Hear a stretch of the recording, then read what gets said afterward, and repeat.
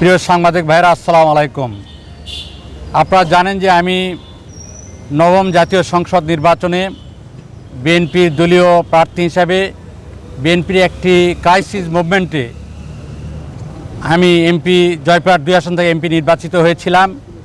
আমি এমপি নির্বাচিত হয়ে কালাইক্ষেত আক্কেলপুরের রাস্তাঘাট, স্কুল, কলেজ, মাদ্রাসার ব্যাপক উন্নয়ন করেছি এবং সর্বোপরি এলাকার নেতা কর্মী ও ভোটার ভাইদের সঙ্গে আমার একটা আত্মার সম্পর্ক গড়ে উঠেছে। দীর্ঘ 17 বৎসর হাসিনা বিরোধী আন্দোলনে নেতাকর্মীদেরকে সঙ্গে নিয়ে রাজপথে আন্দোলন সংগ্রাম করেছি।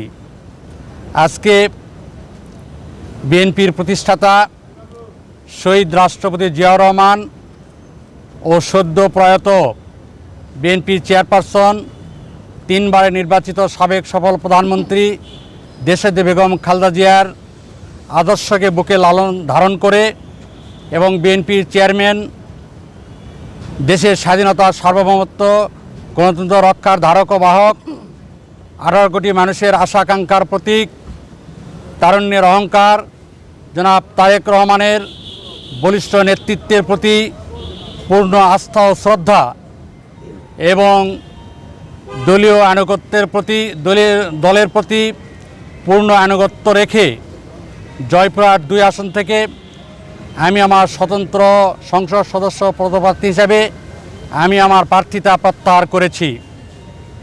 আমি আমার কালাইক্ষেত আক্কেলপুরের সকল নেতাকর্মী এবং ভোটার ভাইদেরকে সঙ্গে নিয়ে বিএনপির একজন ক্ষুদ্র কর্মী হিসাবে দলের প্রতি আনুগত্য থেকে আমি আমার বাকি জীবন কাজ করে যাব এবং আগামী জাতীয় সংসদ নির্বাচনে বিএনপির দলীয় প্রার্থীকে ধানের শীষে ভোট দিয়ে জয়যুক্ত করার জন্য আমি কালাইক্ষেত আক্কেলপুরের সকল ভোটারদের প্রতি আহ্বান রাখছি। সবাইকে ধন্যবাদ।